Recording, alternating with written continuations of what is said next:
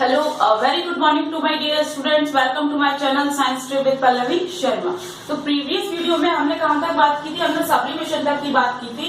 इस वीडियो में हम इसका पहले डायग्राम देखते हैं। ठीक है, ये सब्लिमेशन कैसे होता है। सब्लिमेशन मतलब क्या होता है कि डायरेक्ट जो मैटर सॉलिड टू गैस में कन्वर्ट हो जाता है, गैस टू सॉलिड में, सॉलिड टू गैस में, गैस टू सॉलिड में जो मैटर कन्वर्ट हो जाता है विदाउट पासिंग लिक्विड स्टेट, उसको हम क्या बोलते हैं? सब्लिमेशन बोलते हैं। पहले इसका डायग्राम देखते हैं, फिर इसकी एप्लीकेशंस डिस्कस करेंगे। तो क्या होता है कि ये बर्नर है, ये हमारा स्टैंड है, इस पे हमने एक डिश रखी, चाइना डिश, उस पे एक फनल लगा दिया। फनल में हमने ऊपर कॉटन प्लग लगा दिए ताकि जो हमारे जो वेपर्स है वो बाहर ना जा सके।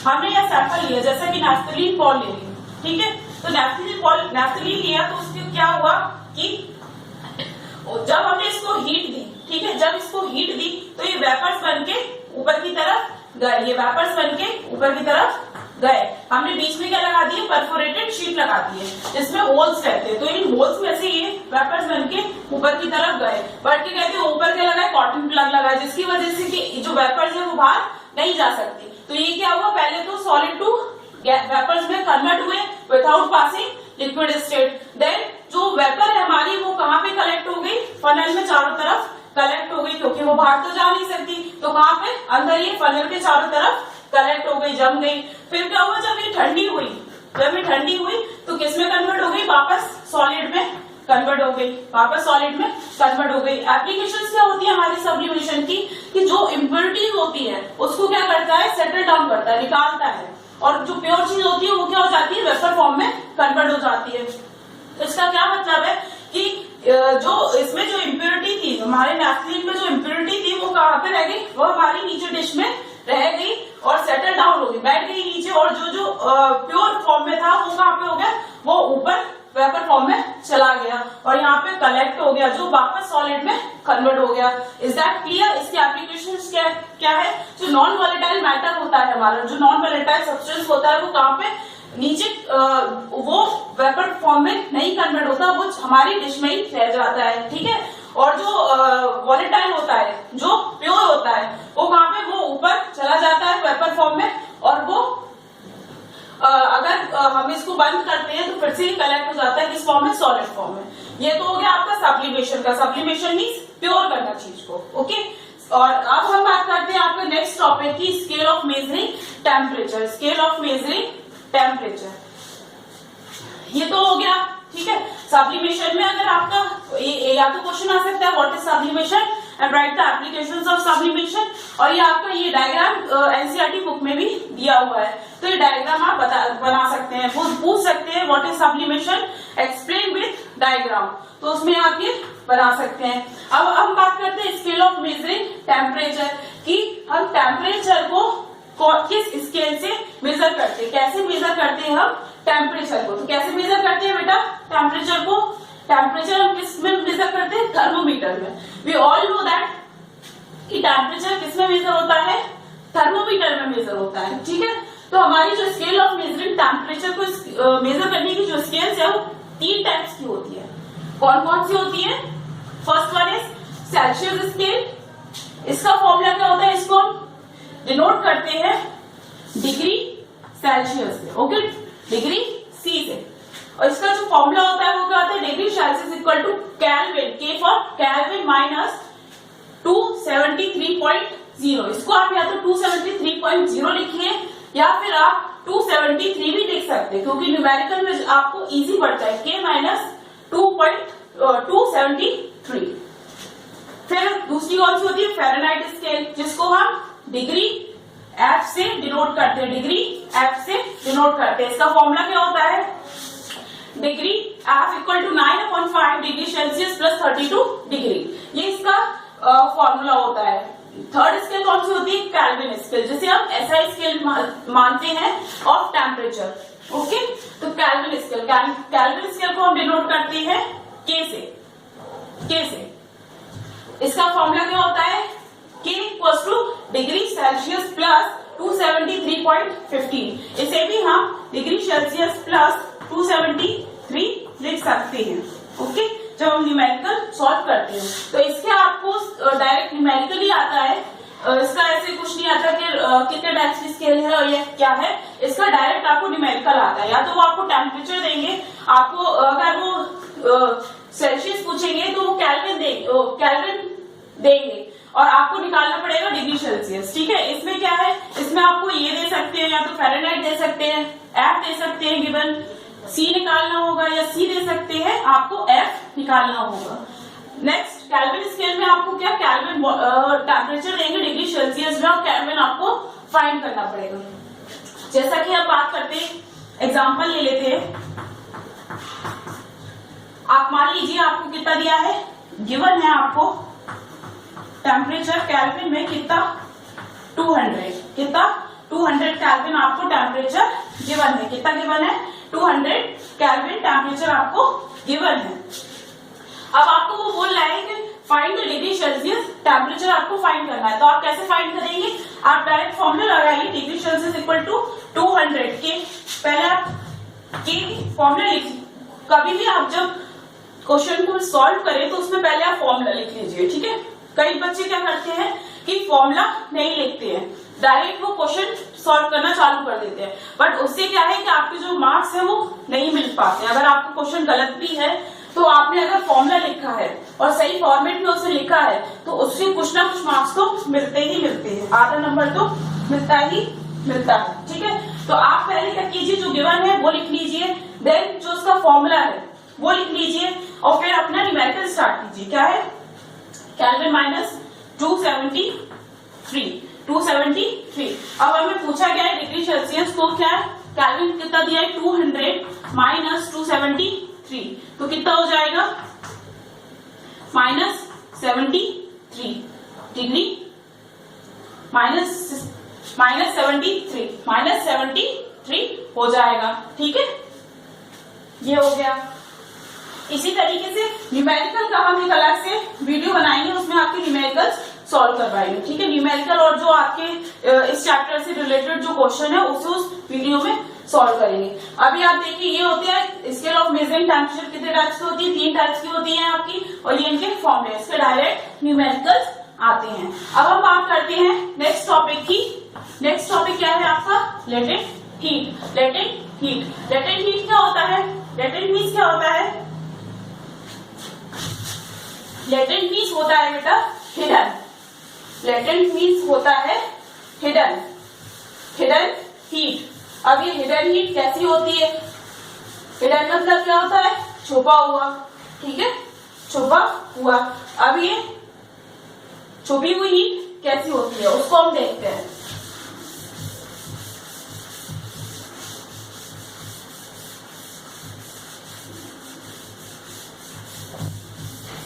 ठीक है, अब हम बात करते हैं लेटेंट हीट की। तो लेटेंट मीन्स क्या होता है,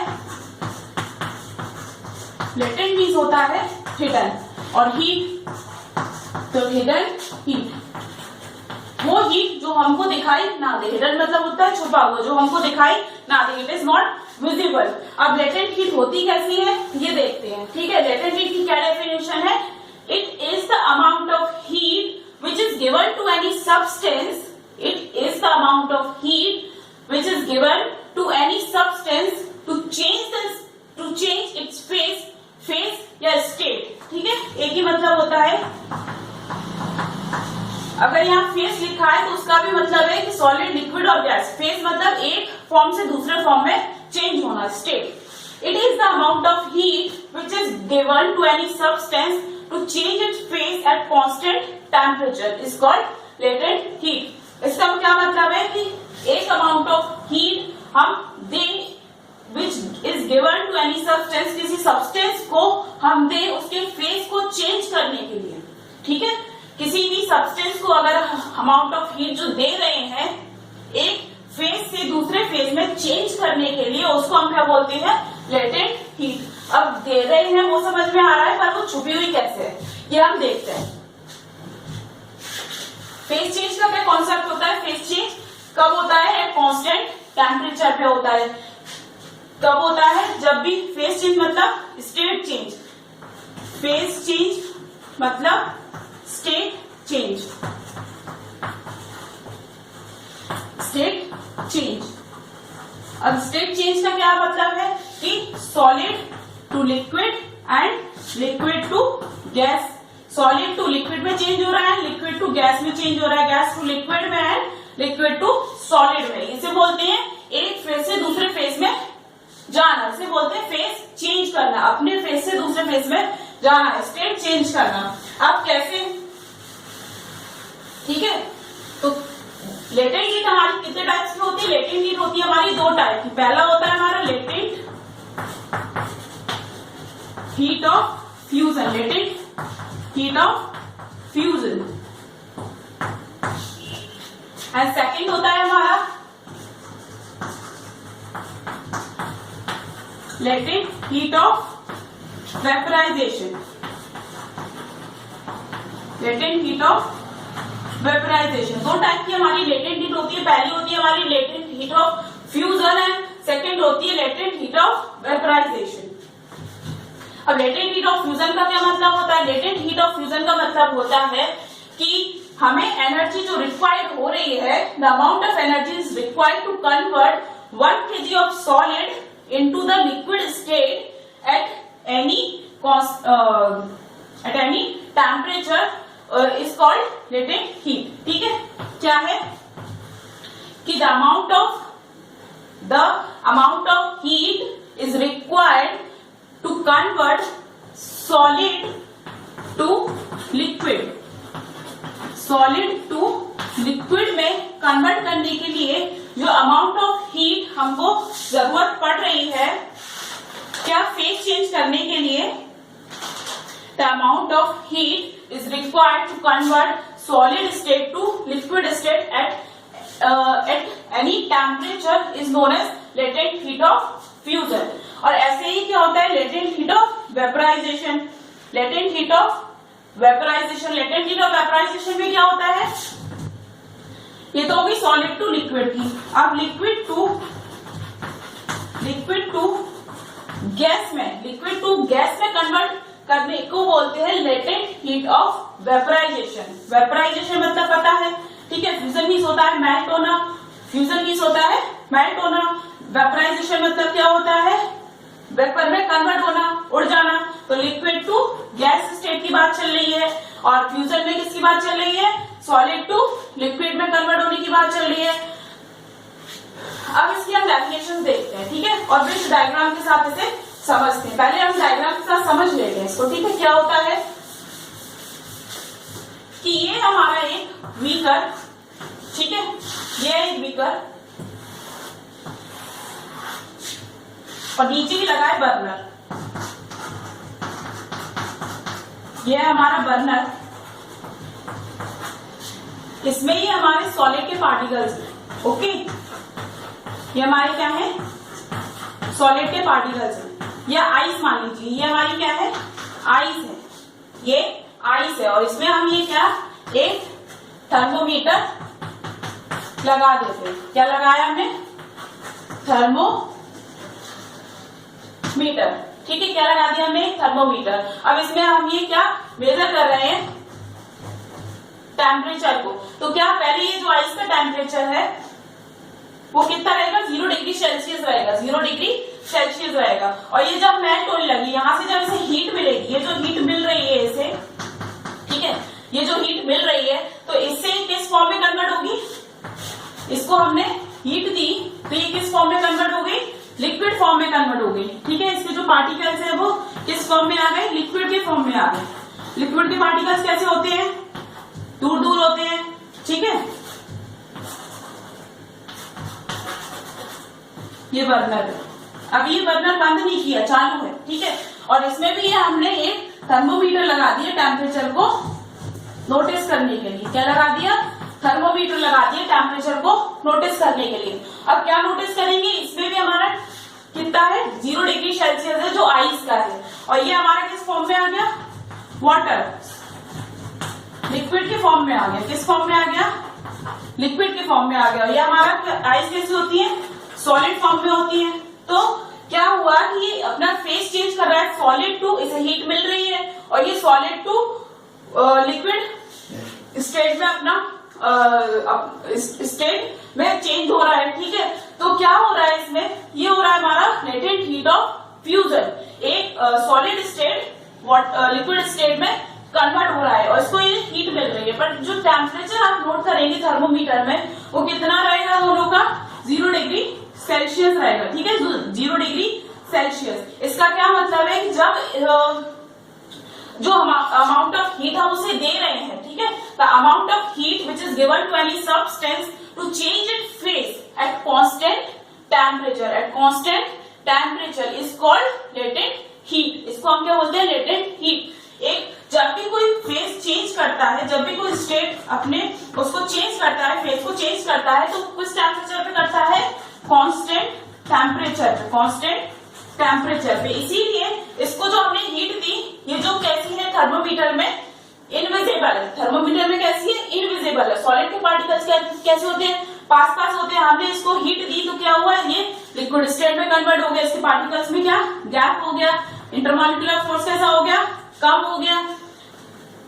तो जो इसका टेम्परेचर है वो क्या है, 0 डिग्री सेल्सियस है। और ये जब अपने फेस को चेंज करेगा, ठीक है, जब अपने फेस को चेंज करेगा और लिक्विड स्टेट में कन्वर्ट होगा, तब भी हमारा टेम्परेचर कितना रहेगा, 0 डिग्री सेल्सियस। कितना रहेगा, 0 डिग्री सेल्सियस। तो टेम्परेचर में कोई भी डिफरेंस आया नहीं आया, ठीक है। तो इसी को बोलते हैं हम लेटेंट हीट। अब इसका क्या होगा, लेटेंट हीट ऑफ फ्यूजन की क्या डेफिनेशन होगी, the amount of heat energy that is required to convert 1 kg of a solid into the liquid state without any rise in temperature is called latent heat of fusion।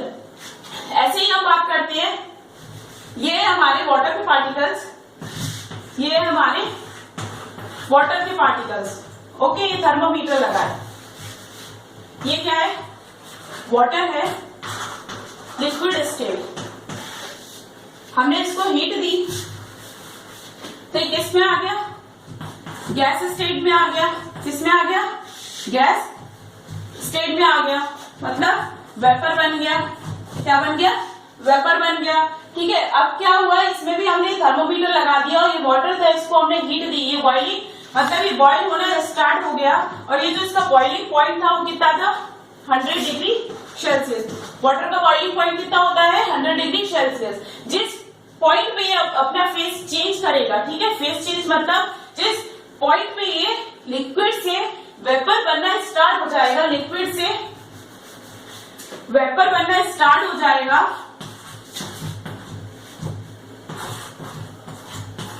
Liquid से vapour बनना start हो जाएगा, उस temperature, उसका temperature क्या होगा हमारा, constant temperature होगा। कितना होगा, कांस्टेंट टेम्परेचर होगा। यहाँ भी कितना है, 100 डिग्री सेल्सियस है, यहाँ भी कितना है, 100 डिग्री सेल्सियस। तो इसी को बोलते हैं हम लेटेंट हीट। इसको हम क्या बोलेंगे, latent heat of vaporisation. The amount of heat is required to convert 1 kg of liquid into the gaseous state at any rise in temperature, without any rise in temperature, बिना किसी temperature को बढ़े ये liquid water हमारा gaseous state मतलब vapour में convert हो जाएगा बिना टेम्परेचर बढ़े। फेस चेंज का मतलब ही यही होता है, constant temperature. Face change at constant temperature, face always change at constant temperature. इसे आप नोट में लिख लीजिए, नोट डाल के ये लिख लीजिए, face always change at constant temperature, ठीक है। Face always change at constant temperature. और लेटेंट हीट क्या होती है हमारी, हिडन हीट। और ये हमारी लेटेंट हीट की डेफिनेशन है। और एक होता है हमारा लेटेंट हीट ऑफ वेपराइजेशन और दूसरा होता है लेटेंट हीट ऑफ फ्यूजन, ठीक है। और latent heat of fusion, latent heat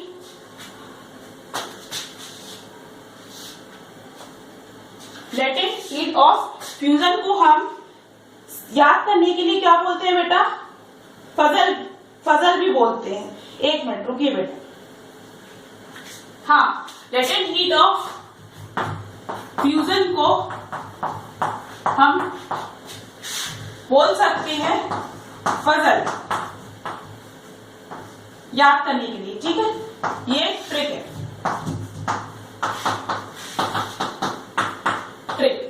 फजल, कई बार ये कंफ्यूजन हो जाता है कि फ्यूजन में क्या होगा, फ्यूजन में किस स्टेट से किस स्टेट में चेंज होगा और वेपराइजेशन में किस स्टेट से किस स्टेट में चेंज होगा। तो लेटेंट हीट ऑफ फ्यूजन को हम फजल के नाम से भी याद कर सकते हैं। इसका क्या मतलब है? From solid to liquid, from solid to liquid. और लेटेंट हीट ऑफ वेपराइजेशन को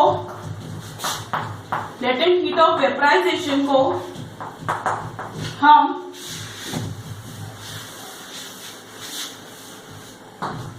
लव के फॉर्म में भी याद कर सकते हैं। ठीक है, ये इसका शॉर्ट फॉर्म हो गया। ये आपका जो आप मैसेज टाइप करते हैं ना, मैसेज लैंग्वेज होती है, ये उसी में ही है। ठीक है, वैसे तो इसकी ये होती है वर्ड, पर इसको हम मैसेज में ज्यादातर हम यही लिखते हैं। ओके, तो क्या है? L for latent heat of vaporisation,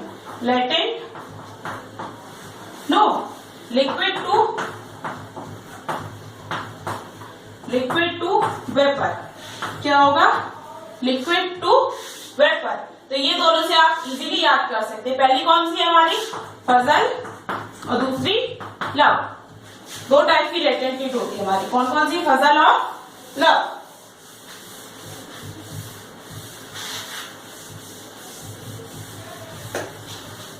अब लेटेंट हीट ऑफ वेपराइजेशन की, लेटेंट हीट ऑफ फ्यूजन की क्या डेफिनेशन होगी? Latent heat of fusion definition क्या है इसकी? The amount of heat is required to convert, the amount of heat is required to convert 1 kg of solid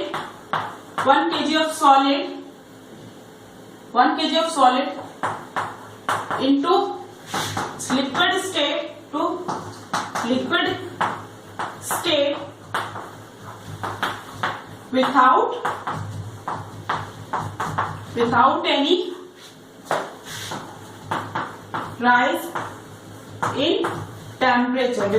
rise in temperature, is called fuzzel, latent heat of fusion, ठीक है। अब इसी में हम vaporisation की डेफिनेशन भी देख लेते हैं।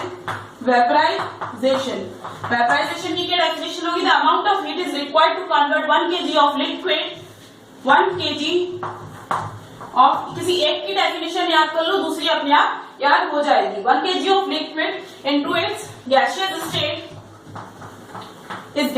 State without any rise in temperature is called latent heat of vaporization, इसे देख लीजिए।